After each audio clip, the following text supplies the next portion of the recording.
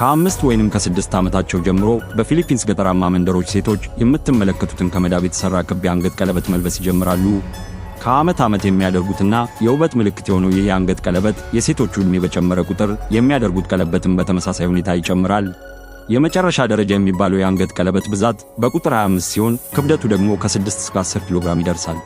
በመሰረቱ ይህ የመዳብ ቀለበት የመንደሪቷን ሴቶች አንገት ከማርዘም በተቃራኒ ክብደቱ ትከሻቸውን ወደታች ስለሚጫነው ከሩቅ ሲታዩ አንገታቸው የረዘመ ይመስላል ሲሉ በዚህ በዓል ላይ ጥናት ያደረጉ ባለሙያዎች የሚናገሩ ቢሆንም በዚህች ፊሊፒንስ መንደር የሚኖሩ ሰዎች ደግሞ በትክክል አንገትን እንደሚያረዝም ይናገራሉ። ሴቶቹ በዚህ የአንገት ቀለበት ምክንያት ቀላል የሚባሉ ተግባራትን መከወን የሚከብዳቸው ከመሆኑ በተጨማሪ የጤና ችግር ይዞባቸው እንደመጣ ይነገራል። በዚህ በተጨማሪ የዚህች መንደር ሴቶች ይህ ቀለበት በሕይወት ዘመናቸው 3 ጊዜ ብቻ ማውለቅ ይፈቀድላቸዋል። በሰርጋቸው ቀን፣ ልጅ በመውለጃ ቀንና ሲሞቱ። ከዛ ውጭ ይህንን የአንገት ቀለበት ሁልጊዜ መልበስ አለባቸው።